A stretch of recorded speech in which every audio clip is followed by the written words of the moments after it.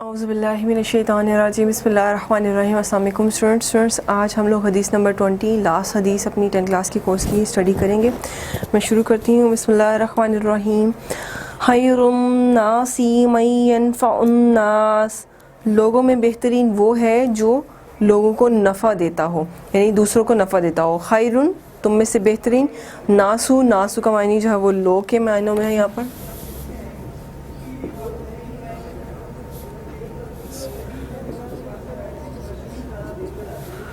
جی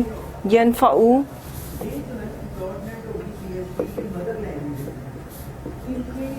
نفع پہنچاتا ہو۔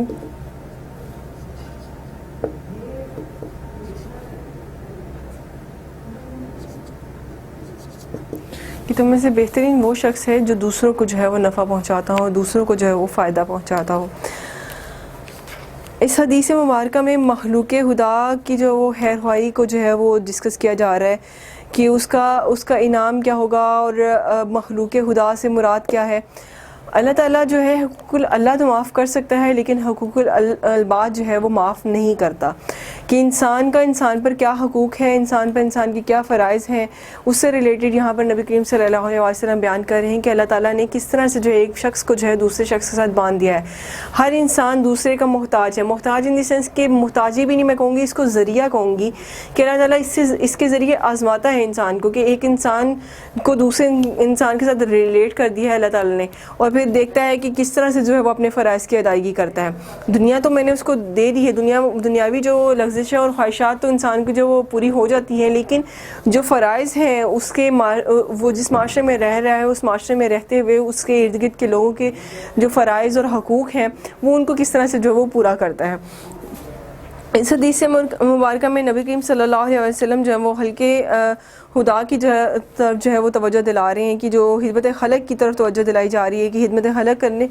کو جو ہے بہترین انسان قرار دیا ہے، جو خدمت خلق کرنے والا ہے وہ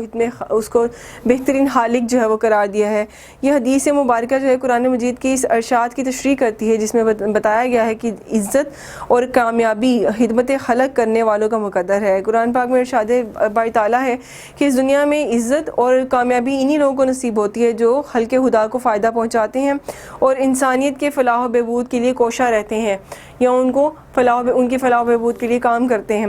حدیث مبارکہ میں مخلوق خدا کی جو خدمت اور کرنے اور انسانیت کی فلاح و بہبود کے لیے کوشاں رہنے کی ہدایت فرمائی، اور بقول ارسطو انسان ایک معاشرتی حیوان ہے۔ انسان کو اشرف المخلوقات کا لقب ہی اسی لیے دیا کہ وہ عقل و شعور سے جو ہے وہ بالا تر نہیں ہے، بلکہ جو جانور ہیں، جو چرند پرند ہیں، جو اللہ تعالیٰ کی جو دوسری مخلوقات ہیں، ان کو اللہ تعالیٰ نے اتنا شرف نہیں دیا، ان کو جو ہے تمام صلاحیتیں نہیں دی، جبکہ انسان کو جو ہے وہ ہر طرح کی صلاحیت دی ہے۔ اس کو سوچنے، سمجھنے، بولنے، اٹھنے بیٹھنے کی ہر طرح کی جو ہے وہ ایک نظم و ضبط کے ساتھ جو ہے زندگی گزارنے کا باقاعدہ اس کو ذریعہ دے دیا قرآن پاک کے ذریعے۔ تو انسان کو جو ہے ہر طرح کی جو ہے سوچ سمجھ اس کے اندر موجود اللہ تعالیٰ نے ڈال دی ہوئی ہے، اور اسی وجہ سے وہ کائنات کو جو ہے سرچ کرتا ہے، کائنات کو سمجھتا ہے، کائنات کی جو ہے وہ رازوں کو جو ہے وہ جاننے کی کوشش کرتا ہے۔